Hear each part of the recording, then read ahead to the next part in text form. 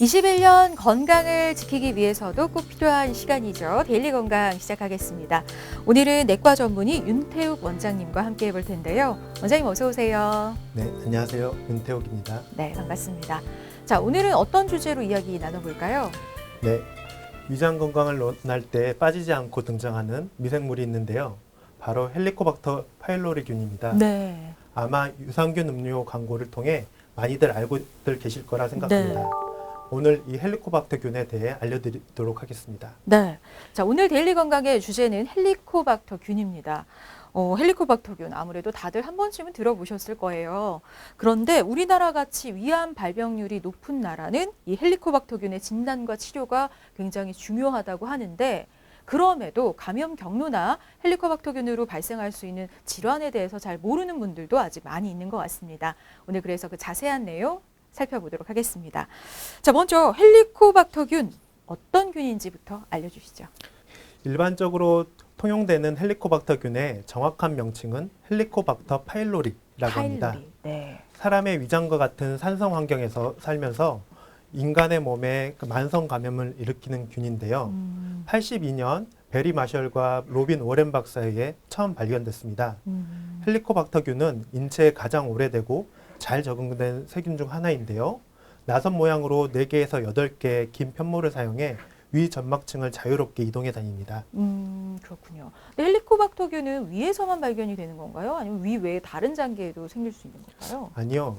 산성의 환경을 필요로 하는 균으로 위를 제외한 다른 곳에서는 생존하지 못하는 특수한 균입니다. 그렇군요. 헬리코박터균은 위 내에서 산다라고 할 수 있는데 자, 그 내용에 대해서는 잠시 후에 또 다시 알아보기로 하겠고요. 자, 그럼 먼저 헬리코박터균의 기능 좀 살펴볼게요. 이 아이가 사람 위에서 어떤 역할을 하는 건가요? 네, 위 점막의 점액층 바로 밑에 상피세포의 표면에 붙어서 기생하면서 각종 독소를 만들어내는데요. 자기가 붙어서 살고 있는 위세포를 손상시킵니다. 위염, 위궤양, 십이지장 궤양, 위암 등을 일으키는 주범으로 지목되고 있죠. 근데 이제 결국 헬리코박터균이 위장병을 일으키게 되는 건데요. 그럼 헬리코박터균에 감염이 되면 무조건 병이 발병을 하는 건지 이게 궁금해요. 네, 꼭 그러는 건 아닙니다. 하지만 위염, 위궤양, 위암의 발생 확률이 높은 것은 명확한 사실입니다. 그렇군요. 자, 그럼 그 연관성에 대해서 좀 자세하게 짚어볼까요, 선생님? 네, 헬리코박터균 감염이 오랫동안 지속되면 만성 위염을 일으키고요.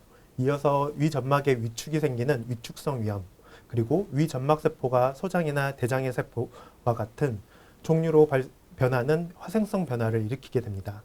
위축성 위염과 화생성 위염이 있는 경우에는요, 위산 분비가 일반적으로 줄어들게 되고 위축성 위염이나 화생성 위염이 심해질수록 위암에 걸릴 확률은 높아집니다. 실제로 여러 연구들에서 헬리코박터균에 감염된 사람이 그렇지 않은 사람보다 적어도 2배 이상 위암 발생 위험성을 높인다고 보고가 되고 있고요. 1994년에는 세계보건기구가 헬리코박터균을 확실한 발암인자로 규정한 바 있습니다. 그렇군요. 그러니까 헬리코박터균은 확실한 발암인자로 규정이 되어 있다. 기억을 해야겠습니다. 자, 근데 헬리코박터균이 무조건 우리 몸에 해로운 게 아니라 뭐 비만 조절 같은 이점도 있다라는 얘기가 있던데 사실일까요, 선생님? 네, 헬리코박터는 위에서 분비되는 식욕 관련 호르몬에 영향을 미치게 되는데요. 이 균을 제거하면 과식을 유발하고 당 대사가 기능이 떨어진다는 연구 결과가 있습니다. 그 외에도 위식도 역류질환이나 천식의 발생을 억제한다고도 합니다만 아직 근거가 부족하고요. 연구 중인 상태입니다. 그러니 현재로서는 다이어트를 위해서 헬리코박터균을 키우신다는 것은 현명한 방법은 아닙니다. 네. 앞서 위에서는 세균이 살 수 없는 환경이라고 하셨어요. 아무래도 강한 위산이 나오는 곳이기 때문인데요. 그럼에도 불구하고 헬리코박터균이 위에서 살 수 있는 이유는 뭘까요? 네, 헬리코박터균이 강산성인 위 속에서 살 수 있는 이유는 위산을 중화시킬 수 있는 능력이 있기 때문인데요. 이 균은 우레아제라는 효소를 만들어 위 점막에 있는 극미량의 요소를 분해해 암모니아로 만들고 알칼리성인 암모니아가 주위 환경을 중화시킴으로써 강산성인 위 속에서도 거뜬히 살아남을 수 있게 됩니다. 그런 배경이 또 숨어 있었던 거군요.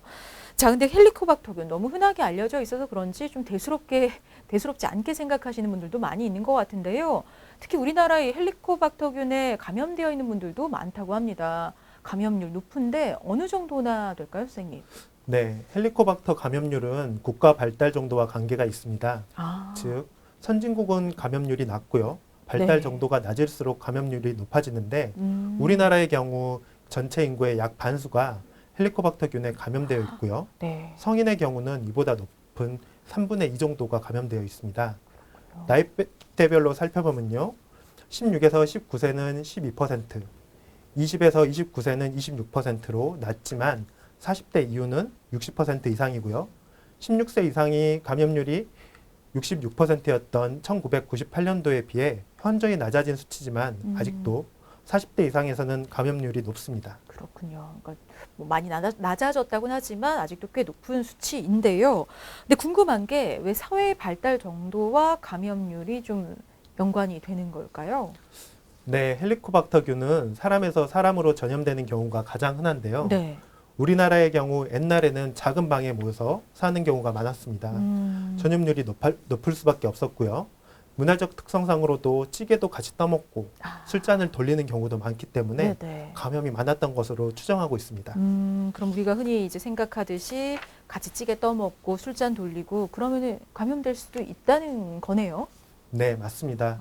헬리코박터균 감염은 크게 첫 번째 사람 간의 전염, 두 번째 동물에서 사람으로 전염, 세 번째 오염된 물을 먹거나 수영을 해서 전염된 것 등 세 가지로 대표됩니다. 그중 사람 간 전염이 가장 많은데요. 대변이 입을 통해 들어가 감염되는 경우도 있지만 입에서 입으로, 즉 음식을 나눠 먹거나 술잔을 돌리거나 하는 경우가 가장 흔하고요. 동물에서 사람으로 감염되는 건 동물의 위 분비물이나 치아 플러그 혹은 타액에 헬리코박터균이 살고 있는데 이것이 친밀한 접촉을 통해서 사람으로 감염될 수 있다고 할 수 있겠습니다. 그렇군요. 그러니까 강아지 이렇게 핥아주고 이런 경로로도 감염될 수 있는 거네요. 네. 자, 기억해 두시면 좋겠고요. 자, 그럼 이제 감염 시기도 알아보도록 하겠습니다. 언제 가장 많이 감염되는지 궁금한데요. 그러니까 아이가 태어나면서부터 가지고 태어나는 거는 아니죠? 네, 맞습니다. 헬리코박터균은 태어난 이후에 다른 사람에게서 옮는 균입니다. 가장 흔한 경로는 유아기에 엄마에게서 옮는 경우가 가장 많고요. 그 외에 가족 간에 전파되는 경우가 많습니다. 그러니까 어머니로부터 감염되는 경우도 많이 있다고 하는데, 자, 그러면 헬리코박터균의 경우 가족력이 있을 수 있다 보면 될까요? 네, 연구를 통해 분자 생물학적 방법으로 가족 간 헬리코박터균의 일치도를 보았을 때 엄마 자녀 간의 일치성은 56%로 높은 반면 아빠 자녀와는 일치된 경우가 전혀 없고요. 부부 사이의 일치율은 22%로 나타났습니다. 아무래도 관계가 밀접할수록 감염이 잘 일어난다고 볼 수 있겠습니다. 그렇군요. 그래서 부모와 가장 밀접하게 붙어 있는 시기인 유아기에 좀 많이 발생한다 보면 되겠네요. 네, 선진국의 경우 성인기에 가장 많이 감염되지만 개발도상국의 경우는 유년기에 가장 많이 감염되는 것으로 알려져 있습니다. 우리나라의 경우에는 개발도상국에서 선진국으로 변화해가는 단계인데요. 아직까지는 유년기, 즉 어릴 때 감염이 높은 편입니다. 그렇군요. 자, 근데 그렇게 한번 감염이 되면 스스로 사라지거나 뭐 재균되지 않고 평생 가지고 가는 걸까요? 네, 맞습니다. 헬리코박터균은 치료를 하지 않는 한 저절로 없어지는 경우는 거의 없습니다. 네. 한번 감염되면 평생 지속된다고 볼 수 있는데요. 특정 음식이나 식품을 통해서 균을 없애는 방법은 없기 때문에 일부 과장 광고 제품에는 주의하셔야겠습니다. 그렇군요. 그러니까 어떤 식품을 먹으면 헬리코박터균이 없어진다 이런 광고는 그러니까 100% 믿을 수 없다는 거 꼭 기억해 두시면 좋겠습니다. 자, 계속해서 증상에 대해서도 짚어보겠습니다. 네, 헬리코박터균이 아무래도 질병은 아니다 보니까 뭐 특별한 증상이 있을까라는 생각이 들긴 하는데요. 혹시 헬리코박터균의 증상이 따라올까요? 네, 헬리코박터균 감염을 의심해야 할 만한 특별한 증상은 없습니다. 다만 헬리코박터균으로 인해 위염이나 소화성 궤양, 위암과 같은 질병이 발생한다면 그에 따른 증상들이 나타날 수 있는데요. 대표적인 증상으로는 소화불량, 속쓰림, 위암의 경우는 체중 감소, 빈혈이 있을 수 있습니다. 그렇군요. 근데 아무래도 뭐 특별한 증상은 없다고 하니까 헬리코박터균에 감염된지 모르고 계신 분들도 많이 있겠어요. 네, 맞습니다. 대부분 별다른 증상이 없기 때문에 헬리코박터균 감염 여부를 모르다가 우연히 알게 되는 경우가 많고요. 네. 특별한 증상이 없고 당장 사는데 불편함이 없다 보니까 환자분들에게 치료의 필요성을 설명을 드려도 쉽게 이해를 하지 못하시는 경우가 많이 있습니다. 그렇군요. 자, 우리나라 성인의 3분의 2 정도가 감염이 되어 있다고는 하지만 검사 전에는 알 수가 없는 건데요. 그렇다면 일반적으로 자신에게 헬리코박터균이 있다는 사실을 어떻게 알게 되나요? 네, 일반적으로 환자분들이 복통이나 소화불량, 속쓰림과 같은 증상으로 병원에 오게 되시면 네. 원인을 알기 위해서 내시경 검사를 하게 되는데요. 내시경 검사에서 위염이나 궤양이 있는 경우에 헬리코박터균이 원인인지 알아보기 위해 검사를 하게 됩니다. 이러한 경우에 보통 헬리코박터균이 있다는 것을 알게 됩니다.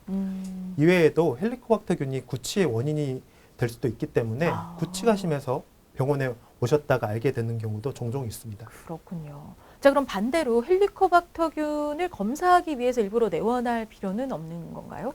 네, 증상이 없고 가족 중에 위암이 있었거나 본인이 이전에 궤양이나 위암이 있지 않았다면 굳이 내원해서 검사를 하실 필요는 없습니다. 그렇군요. 자, 그럼 이제 이 헬리코박터균이 있는 거를 알기 위해서는 어떤 검사가 이루어질까요? 네, 헬리코박터균 검사 방법은 크게 내시경 검사를 통해 하는 방법과 내시경 검사 없이 하는 방법으로 나눌 수 있는데요. 네. 내시경 검사 없이 하는 방법으로는 혈액이나 대변, 내쉬는 숨을 분석해서 헬리코박터균을 진단하는 방법이 있는데 이 중에서 일명 풍선 부는 검사인 내쉬는 날숨을 분석하는 요소 호기 검사는 헬리코박터균이 가지고 있는 요소 분해 요소의 특성을 이용해 환자가 요소를 복용한 후에 증가하는 이산화탄소의 양을 날숨을 통해 확인하고요. 균 존재 여부를 진단하게 됩니다. 이는 주로 헬리코박터균 치료 후에 치료 여부를 판정하는 방법으로 사용됩니다. 그렇군요. 자, 그렇다면 그 중에서 가장 흔하게 사용되는 검사 방법은 뭘까요?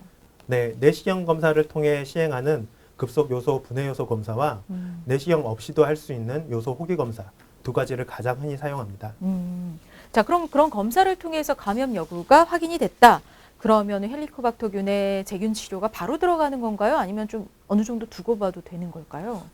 네, 헬리코박터균이 있다고 해서 전부 제균 치료의 대상이 되지는 않습니다. 꼭 치료를 해야 하는 경우와 치료를 하면 좋은 경우로 나누어서 환자가 어떤 상태인지를 알려야 합니다.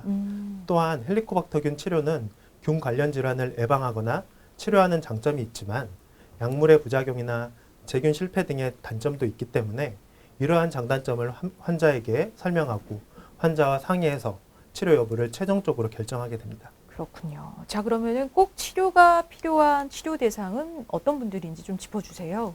네, 서구에서는 소화불량증이나 상복부 불편감이 있으면 내시경을 하기 전에 헬리코박터균 치료를 권유하기도 합니다. 네. 하지만 우리나라는 헬리코박터균 감염이 흔하고요. 또한 위암 발생률이 높기 때문에 내시경을 먼저 해서 정확한 원인을 살핀 다음에 의사와 상의하여 헬리코박터균 치료 여부를 결정하는 것을 권하고 있습니다. 궤양이 있거나 조기 위암 치료를 받은 후라면 꼭 제균 치료를 시행해야 하고요.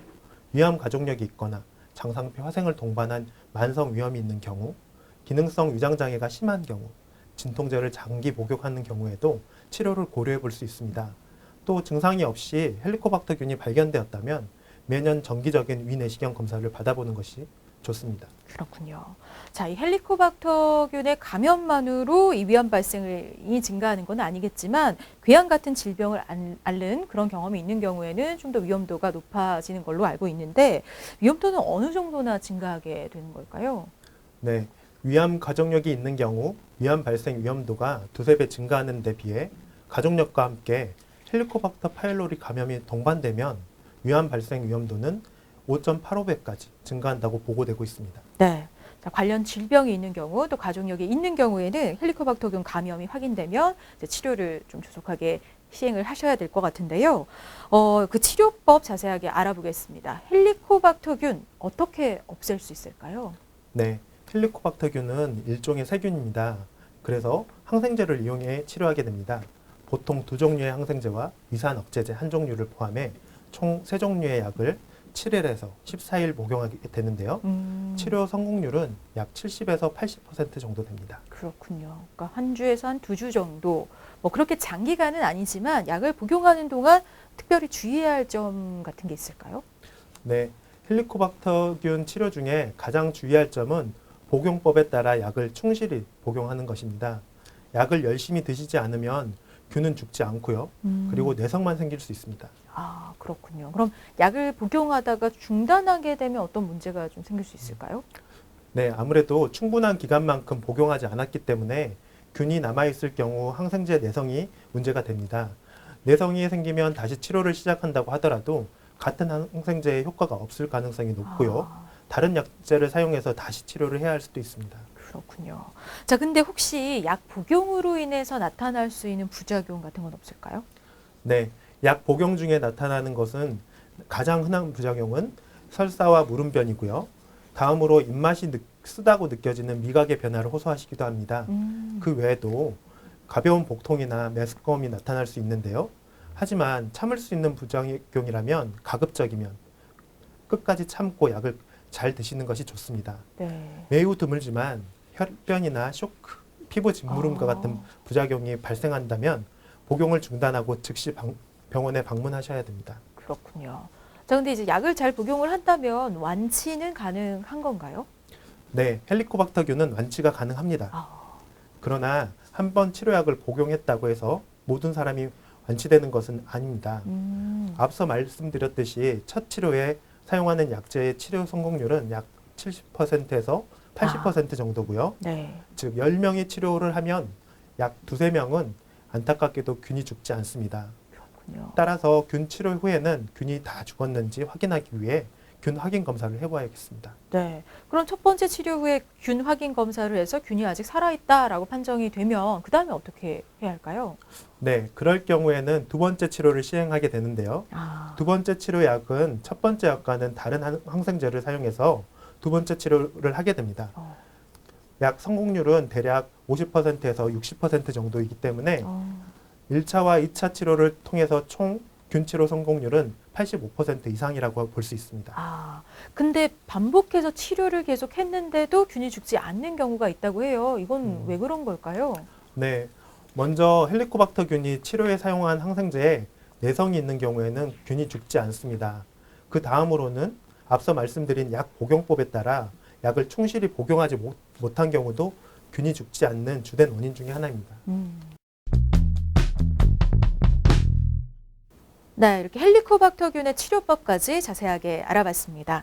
자, 이번에는 질병에 대한 오해와 궁금증들 풀어보는 시간이죠. 팩트체크, 오해와 진실. 오늘은 헬리코박터균에 대한 질문들 준비해봤습니다.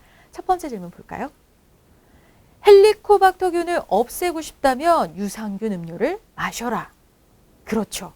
아무래도 그 유산균 음료 광고 때문인지 유산균을 먹으면 헬리코박터균 없앨 수 있다 생각하시는 분들 굉장히 많거든요. O일까요, X일까요? 네. X. 아, 네, 답은 X입니다. 유산균과 헬리코박터균의 관계에 대해 궁금해하시는 분들이 매우 많은데요.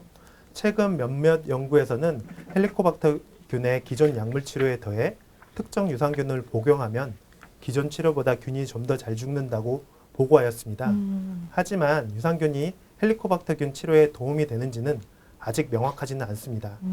앞으로 더 많은 연구가 진행되어야 하겠고요. 네. 다만 여러분들께서 확실히 알아두셔야 할 것은 유산균 음료를 마셨다고 해서 헬리코박터균이 죽는 일은 절대 없다는 사실입니다. 간혹 비싼 유산균 음료를 몇 년 동안 매일 마셨는데 왜 아직도 헬리코박터균이 있는 거냐고 이렇게 항변 아닌 항변을 하시는 경우가 있는데요. 헬리코박터균의 치료는 반드시 의사와 상의하시길 부탁드립니다. 네. 자, 그럼 두 번째 질문도 보겠습니다. 헬리코박터균, 키스를 통해서도 감염된다. 그렇죠. 이런 접촉으로 감염될 수 있다고도 하셨으니까 올 것 같기도 한데 정답은 뭘까요, 선생님? 네, 정답은 세모. 네, 정답은 세모입니다. 헬리코박터균이 입에서 입으로 옮겨질 수 있는 것은 맞지만 네. 한 번의 입맞춤으로 옮겨질 만큼 전염력이 높은 것은 아닙니다. 아, 네. 실제로 헬리코박터균을 가지고 있는 사람의 침을 분석해 보면요. 헬리코박터균이 검출되는 경우는 극히 적기 때문에 실제 침에 의한 전염력은 높지 않을 것으로 생각되고 있습니다.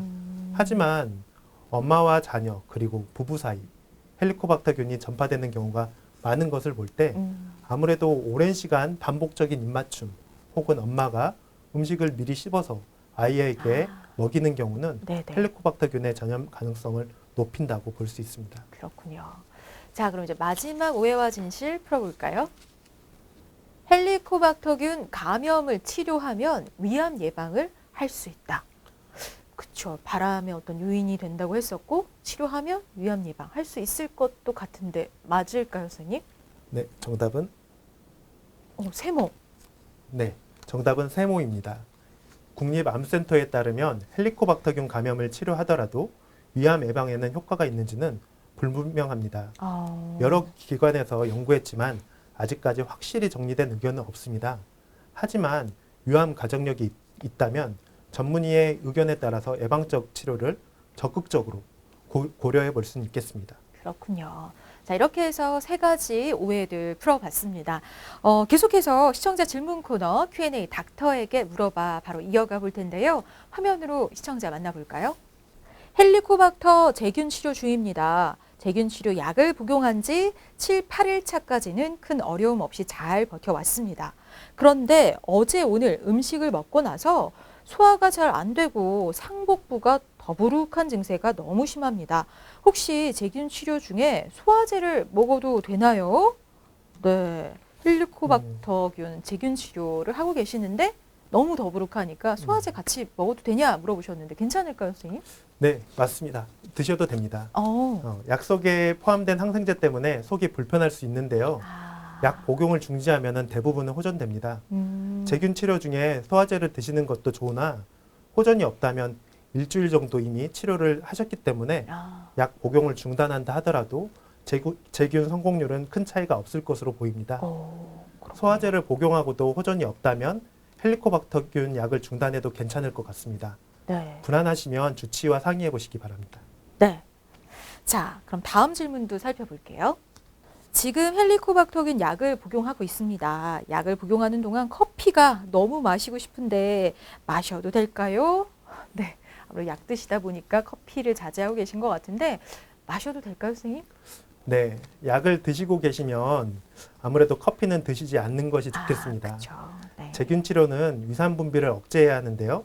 커피는 위에 자극을 주고 위산을 많이 분비시키는 음료이므로 약효가 떨어질 수 있습니다. 약을 드시는 중에만 당분간은 참아주시는 것이 좋겠습니다. 네. 자, 이렇게 해서 시청자분들의 궁금증까지 시원하게 풀어봤습니다. 이제 어느새 마무리할 시간이 다 됐는데요. 마지막으로 생활 속에서 헬리코박터균의 감염을 막을 수 있는, 그러니까 예방할 수 있는 방법 있으면 좀 알려주시죠.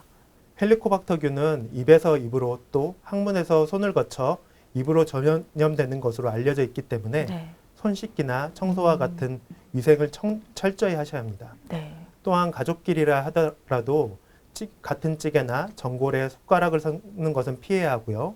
마지막으로 헬리코박터균은 유년기에 엄마로부터 없는 경우가 가장 많기 때문에 엄마의 개인 위생과 청결 관리에 만전을 기해야 하고요. 아이에게 대신 씹어서 먹어주는 습관은 금해야 하겠습니다. 네. 자, 이 헬리코박터균이 위장 질환에 미치는 영향이 분명한 만큼 특히 위장 질환 있는 분들은 헬리코박터균의 치료 잘 받으시는 게 중요하겠습니다.